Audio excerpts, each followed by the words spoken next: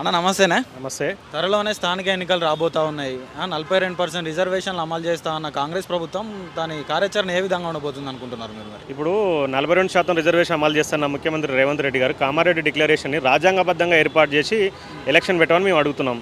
తను ఏం చేస్తున్నాడంటే కాలయాపన చేసుకుంటూ ఏదో తూతూ మంత్రంగా బిల్లును పాస్ చేసి కేంద్రానికి పంపించేసి ఇప్పుడు అమలు చేయాల్సిన కేంద్రం ఇప్పుడు రేవంత్ రెడ్డి గారు ఆల్ పార్టీస్ని తీసుకెళ్లి కేంద్రం మీద ఫైట్ చేయాలి. ఆయన ఇంతవరకు ఎలాంటి సంబంధం లేకుండా ఎలక్షన్ పెట్టాలని ప్రయత్నం చేస్తున్నాడు.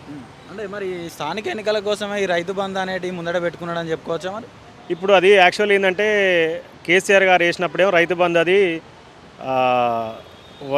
ఖరీఫ్కు ఈ చలికాలానికి వర్షాకాలానికి మధ్యలో ఎప్పుడైతే వస్తుందో మన 6 నెలలకోసారి మన సంవత్సరానికి 2 సార్లు మేము ఎకరానికి 5,000 రూపాయలలాగా ఇచ్చేది.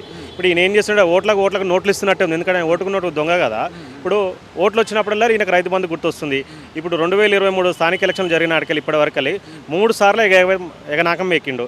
రైతు బంధు ఇవ్వలే. ఒక్కొక్క రైతుకు ఆయన దాదాపు 22,500 రూపాయలు బాకీ ఉన్నాడు. అయ్యేసి ఎలక్షన్లకు రాని చెప్తున్నాడు. రెండో విధంగా ఇప్పుడు స్థానిక ఎలక్షన్లు పెట్టాలని చెప్పేసి ఈ 42% తుంగలో దొక్కి ఎలక్షన్ పెట్టాలని చెప్పేసి రైతు బంధు అనేది మొదలుపెట్టిండు. మేము ఏం చెప్తున్నాం, గతంలో ఉన్నటువంటి రైతు బంధు కూడా ఇవ్వమంటున్నాం. గతంలో డిసెంబర్లో వేస్తున్నాడు. మార్చి 31 వరకు రైతు బంధు ఇవ్వకపోతే దేనికైనా ఛాలెంజ్ అన్న రేవంత్ రెడ్డి. ఈరోజు మార్చి 31 వరకు 4 ఎకరాల వరకు వేసినావు, మిగతా వాళ్ళకేలే. మళ్ళీ ఈరోజు మళ్ళీ 1, 2, 3 అంటున్నావు. కాబట్టి ఎంతమంది రైతులను మోసం చేస్తామో మేము అడుగుతున్నాం.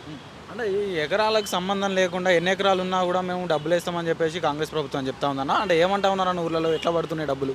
ఇప్పుడు సాగు చేసే భూములకు వేస్తామని చెప్పేసి అన్నారు. మరి ఇంతవరకు 2023 ఎలక్షన్లు అయిపోయిన తర్వాత ఒక్కసారి మాత్రమే రైతు బంధు పడ్డది. అది కూడా ఏంటంటే కేసీఆర్ గారు ఉన్నప్పుడు ఏంటంటే ఈరోజు బటన్ నొక్కినంటే దాదాపు 20-25 రోజులలో ఎన్ని ఎకరాలు ఉన్న సాగు భూమికి మాత్రమే పడ్డది. ఈయనేంది వచ్చిన తర్వాత ఎగనాక 3 సార్లు పెట్టిండు. ఈయనేమన్నాడు 7,500 రూపాయలు ఎకరానికి ఇస్తా అని చెప్పిండు. 7,500 కాదు ఇప్పుడు 6,000 రూపాయలు కూడా లేదు. 5,000 రూపాయలు కేసీఆర్ గారు ఇచ్చే ఎకరానికి 5,000 రూపాయల రైతు బంధు కూడా లేదని చెప్తున్నావు. నువ్వేం చెప్తున్నావు అంటే పర్ఫెక్ట్గా అందరు రైతులకు గతంలో ఏదైతే మీరైతే హామీలు ఇచ్చిరో 7,500 రూపాయలు ఇవ్వాలి. దాంతోపాటు గతంలో 2 సార్లు ఎగనాకం వేపిరు. అది కూడా ఏమని చెప్తున్నాం, అది ఇచ్చినాకనే స్థానిక ఎలక్షన్లకు రమ్మంటున్నాం. దాంతోపాటు మీరిచ్చినటువంటి 6 గ్యారెంటీలు, ఇప్పుడు 6 గ్యారెంటీలలో కేసీఆర్ గారు 2,016 ఇస్తాం, 4,016 పింఛన్లు ఇస్తామని చెప్పారు. మేము 1,00,000 రూపాయలు రుణమాఫీ ఇస్తే మీరు 2 లక్షల రుణమాఫీ అన్నారు.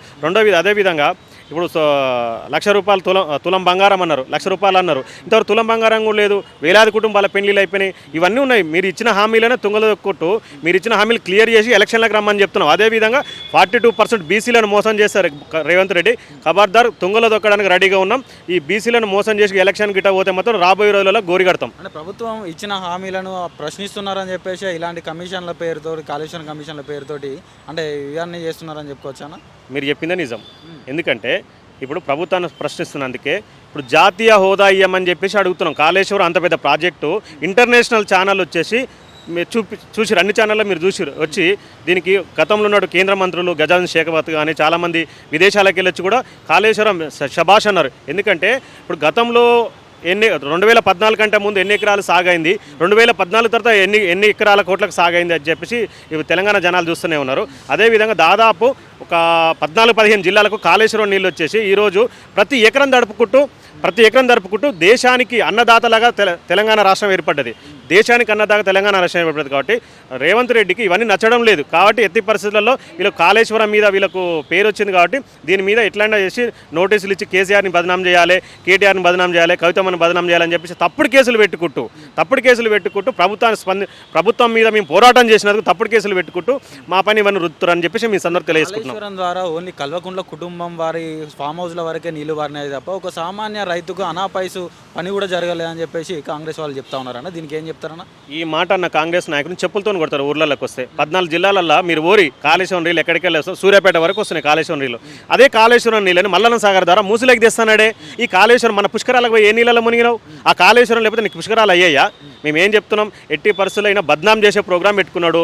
అదేవిధంగా తెలంగాణ రాష్ట్రంలో ఉన్నటువంటి కమిషన్లు వసూలు చేసుకుంటూ ఈరోజు ఢిల్లీకి కప్పం కడుతూ రాహుల్ గాంధీ కాళ్ళు మొక్కుతూ సోనియా గాంధీ చేతులు పట్టుకుంటూ మీరు వీళ్ళంతా చేస్తున్న కాలయాపన ఏంటంటే ఇప్పుడు టాపిక్ డైవర్ట్ చేయాలి.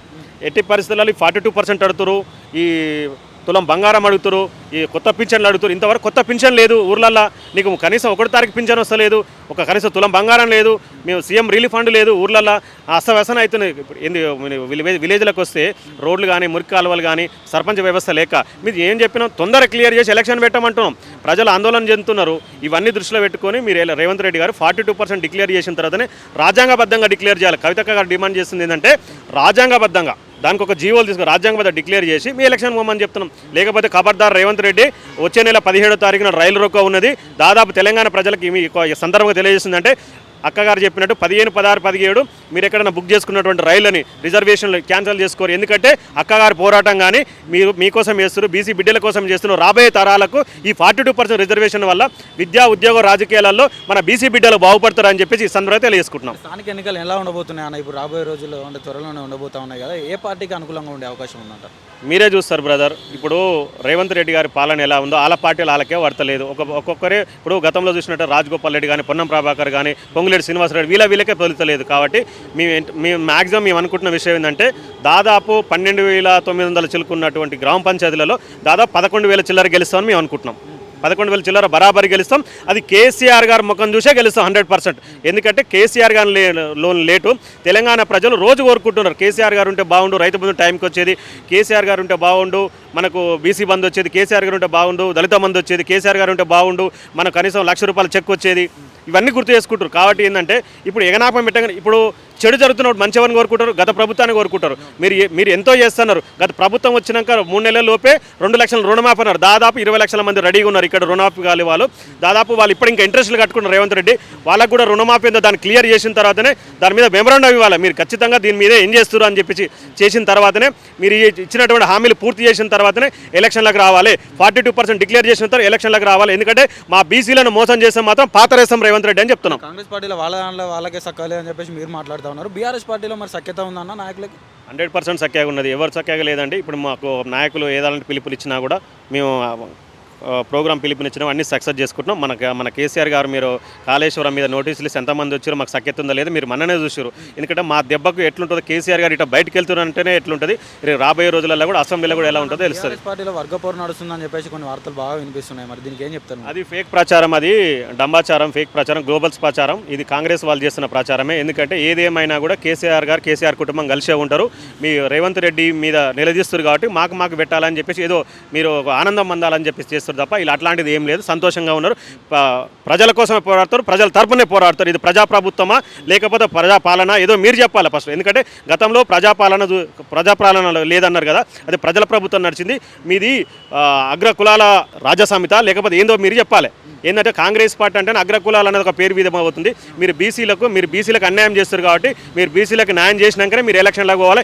ఏ ఎలక్షన్ అయినా సరే మిమ్మల్ని బొంద పెడతారు, పాతరేస్తారని చెప్పేసి ఈ సందర్భంగా తెలియజేసుకుంటున్నాం. అక్క కాంగ్రెస్ వాళ్ళు అంటా ఉన్నారు మహిళలను కోటీశ్వరులు చేస్తున్నాం అని చెప్పేసి మాట్లాడుతూ ఉన్నారు అన్న. మరి దీనికి ఏం చెప్తారు ఒక మహిళగా రాష్ట్ర ప్రభుత్వం? మహిళలను కోటీశ్వరులను చేయడం పక్కన పెట్టి తెలంగాణ తల్లి అని చెప్పేసి కాంగ్రెస్ తల్లిని తీసుకొని వచ్చే ఆమె అవతారంలోనే అన్ని సొమ్ములు ఒలుచుకున్నాడు రేవంత్ రెడ్డి. ఇక కాంగ్రెస్ తల్లి సొమ్ములు తెలంగాణ తల్లి ఒలుచుకున్న తర్వాత తెలంగాణ బిడ్డలను ఎట్లా చేస్తాడు? కోటీశ్వరులను ఎట్లా చేస్తాడు? బ్యాంకులలో పోతే వాళ్ళ మొహం చూస్తే కూడా లోన్ ఇస్తలేరు, చెప్పులు ఎత్తుకోవటం లాగా కనిపిస్తున్నా అని చెప్పకనే చెప్పిండు. ఒక బిచ్చం ఎత్తుకునే సీఎం అయ్యిండు ఇప్పుడు ఈరోజు. బంగారు తెలంగాణ అంటారు కదా, కోటి రతనాల సీమ మన తెలంగాణ అని బాపు కేసీఆర్ కాదు కవులు చెప్పుకొని మనము ఇక్కడ అట్లాంటి తెలంగాణను ఈరోజు కోటీశ్వరులను పక్కకు పెట్టి వాడే మొత్తం అన్ని ఒలుచుకొని తినడానికి వచ్చిండు రేవంత్ రెడ్డి. జీరో వడ్డీ రుణాలు ఇస్తున్నామని చెప్పేసి మాట్లాడుతూ ఉన్నారు. జీరోనే ఇస్తున్నాడు. జీరో వడ్డీ కాదు, పక్కకు పెట్టి జీరో ఇస్తుండు, గుండు సున్నా. ఎందుకంటే 8 మంది ఎంపీలు వాళ్ళు ఉన్నారు, 8 మంది ఎంపీలు వీళ్ళు ఉన్నారు. పీక్కొని ఏం తీసుకొని వచ్చిండు ఢిల్లీకి నుంచి? ఇప్పటి వరకు ₹1 కేసీఆర్ని ఎన్నో అన్నాడు. కేసీఆర్ని కేటీఆర్ని ఏం తీసుకొచ్చి మళ్ళీ వీడేం తీసుకొచ్చిండు ఈరోజు? గాడిది గుడ్డు తీసుకొని వచ్చిండా? కోటీశ్వరులను ఎట్లా చేస్తాడు తమ్మి? కరువు కాటకాలలో పోతున్నది ఇప్పుడు తెలంగాణ. ఒకప్పుడు తెలంగాణ 10 సంవత్సరాలు, ఈ 2 సంవత్సరాలకే కరువు కాటలకు అసలు ఏమీ పుడతలేదు. ఎకనామిక్ అనేదే పడిపోయింది. ఏమంటారు దాన్ని, హైడ్రా తీసుకొచ్చి ఈరోజు కొత్త కంపెనీలు వస్తలేవు, భయపడుతున్నారు. పెట్టుబడి పెట్టడానికి వస్తలేరు. ఎందుకంటే చంద్రబాబు దొత్తు వీడు. ఆ దొత్తుగాడు ఏం చేసిండంటే ఫస్ట్ హైడ్రా తీసుకొని వచ్చిండు. హైడ్రా తీసుకొచ్చి ఎకనామిక్ని బాధేసి ఈరోజు తెలంగాణ ఆడబిడ్డలను కోటీశ్వరులను ఎట్లా చేస్తాడు? ఎట్లా చేస్తాడని జోబులకెంచి ఇస్తాడా? వాడే మా అందరు తెలంగాణ బిడ్డలు జమ చేసుకున్న పొదుపు సంఘాలలో కూడా తీసుకొని గవర్నమెంట్ నడిపించే స్థితికి తీసుకొని వచ్చిండు రేవంత్ రెడ్డి. అంటే రాష్ట్రంలో ఏ సీఎం చేయనటువంటి విధంగా మహిళలకు చేస్తున్న ప్రభుత్వం సీఎం కాంగ్రెస్ చేయడు, ప్రభుత్వం నిజంగానే వాడు చెప్తా ఉంది. చెప్పినట్టు ఏ సీఎం చేయలేదు, చరిత్రలో ఏ సీఎం చేయలేదు ఇట్లాంటి పరిస్థితిని తీసుకొని వచ్చిండు. చరిత్ర సృష్టించిండే ఈరోజు రేవంత్ రెడ్డి. దరిద్రుడని దొంగ అని వాందివాడే చెప్పులు ఎత్తుకపోయేటోడని వాందివాడే విమర్శించుకొని ఈరోజు తెలంగాణను దిగజారిన ముఖ్యమంత్రి దొరికిండని చెప్పేసి ప్రపంచం కాదుగా దేశం మొత్తం చూస్తుంది రేవంత్ రెడ్డిని. వీడు ఒక ఆర్ఎస్ఎస్ మనిషి, కాంగ్రెస్ వాడు కూడా కాదు, కాంగ్రెస్ నికాసైన కాంగ్రెస్ కూడా కాదు, ఆర్ఎస్ఎస్ వాడు వీడు. ఖచ్చితంగా రేపొద్దున మళ్ళీ వీని కేసు ఓపెన్ అయితే బీజేపీలకు కలిసిపోతాడు అంటారు కదా. వాషింగ్ పౌడర్ నిర్మా చేసుకుంటాడు, అలా పోయిందంటే వాషింగ్ పౌడర్ నిర్మా అయిపోతాడు, వానికి తెలుసు.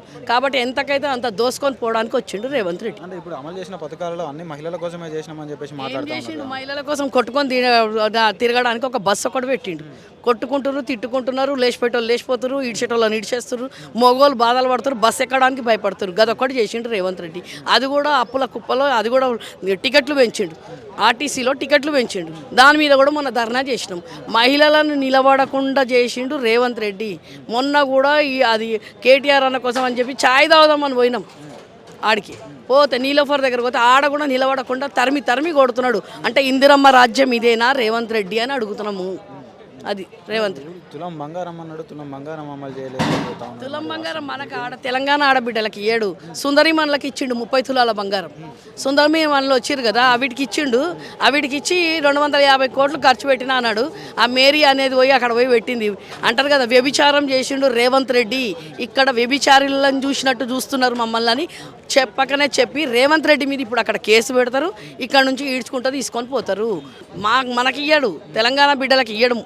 కానీ ఆ వచ్చిన వాళ్ళకి మాత్రం 30 తులాల బంగారము, ఒక్కొక్క ప్లేట్ ₹1,00,000 ప్లేట్ పెట్టి ప్యాలెస్లో తినిపించి మంచిగా వీళ్ళ బిడ్డలను, అల్లుళ్ళను, ఆ భార్యలను అందరిని పిలిపించుకొని పార్టీలు చేసుకుంటున్నాడు రేవంత్ రెడ్డి. ఇలా ఈ ప్రెస్ మీట్ పెట్టడానికి ఒక ముఖ్య ఉద్దేశం ఏంటంటే ఈరోజు ఈ ప్రెస్ మీట్ పెట్టడానికి ముఖ్య ఉద్దేశం ఏంటంటే మన తెలంగాణ ఉమ్మడి ఆంధ్రప్రదేశ్ ఉన్నప్పుడు, తెలంగాణ వేరైనప్పుడు 5 గ్రామాలు ఏవైతే ఉన్నాయో, ఎట్టపాక 5 గ్రామాలు ఉన్నాయి. ఆ గ్రామాలను ఆంధ్రాలోకి వెళ్ళిపోయినాయి. అవి ఆంధ్రాకు పోయినాయి. అప్పటి నుంచి ఇప్పటి వరకు మోదీకి చెప్పుకుంటున్నా కానీ బాపు కేసీఆర్ ముందుకు వచ్చి ధర్నాలు చేసిండు. ఒక ముఖ్యమంత్రి అయ్యి కూడా ఆయన ఒక రోజు అంటే తెలంగాణ బంద్ అని పెట్టిండు.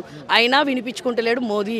ఎందుకంటే చంద్రబాబు దొత్తుగాడాడు. ఇక్కడ నుంచి మన నీళ్ళన్నీ ఎత్తుకోపోవడానికి ఇవన్నీ కథలు చేస్తుండు. ఈరోజు అమాయక ప్రజలు అంటే అంటారు కదా అడవి బిడ్డలు వాళ్ళు, అంటారు కదా వాళ్ళకి ఏ తెలివి లేకుండా వాళ్ళ గ్రామాలు వాళ్ళకి తెలియకుండానే అంటారు కదా మోదీ, ఈ చంద్రబాబు నాయుడు వీళ్ళంతా కుట్ర చేసి ఈరోజు ఆ గ్రామాలను మా తెలంగాణలోకి కలపాలి. అంటారు కదా భద్రాచలంలో రాముని భూములు 800 ఎకరాలు, 850 ఎకరాలు భూములు కూడా ఇప్పుడు అది ఆంధ్రాలో ఉన్నాయి. అవి కబ్జాలోకి పోతున్నాయి. కాబట్టి రాముని కూడా తినడానికి కూడా తక్కువ లేకుండా పోయింది. ఈరోజు ఇదే మోదీని అడుగుతున్నాం మేము, నువ్వు హిందూ అంటావు, నువ్వు కట్టిన అక్కడ అక్కడ కట్టినావు కదా అయోధ్యలో కట్టిన రాముడు, మళ్ళీ ఈ రాముడు కాదా? మళ్ళీ మా రాముడు భద్రాచలం రాముని దోసుక తింటున్నాడు. తెలంగాణను మోసపూరితంగా ఈ 5 గ్రామాలు తీసుకున్నారు.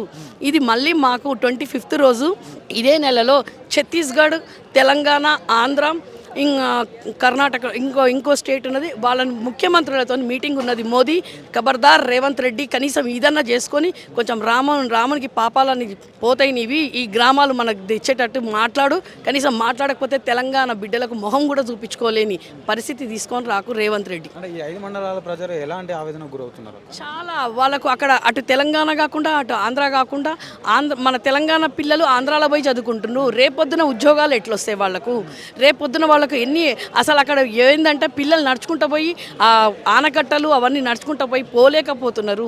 చాలా వరకు వాళ్ళ బాధలు చెప్తుంటే అంటారు కదా వర్ణన అసలు ఏం చెప్పాలన్నా కూడా నాకు ఏడుపు అనేది వచ్చింది. ఇందాక ఒక ఆయన అడ్వకేట్ మాట్లాడుతుంటే కూడా చాలామంది ప్రెస్ మీట్లో వాళ్ళ బాధలు చెప్పుకుంటుండే. మేము ఎవరికి చెప్పుకోవాలి? గత ప్రభుత్వంలో ఉన్నప్పుడు కేసీఆర్ బాపు కూడా మాకు ముందొచ్చి న్యాయం చేయడానికి ఎన్నోసార్లు పోరాటాలు చేసిండ్రు, అయినా కానీ కానియలేదు. కనీసం ఇప్పుడన్నా మోదీ చెయ్యాలి. రేవంత్ రెడ్డి కనీసం ఇప్పుడన్నా అక్కడ పోయి మాట్లాడి మన నీళ్లు కూడా పోతున్నాయి. గోదావరి నుంచి 200 టీఎంసీలు నీళ్లు కూడా అక్కడ పోతున్నాయి. కాబట్టి ఆ నీళ్లు పోకుండా మా తెలంగాణకు న్యాయం చేయి రేవంత్ రెడ్డి. కనీసం ఇదన్నా పుణ్యం కట్టుకొని భద్రాచలంలో రాముడన్న నీకు కొంచెం పాపమన్నా తక్కువ చేస్తాడు.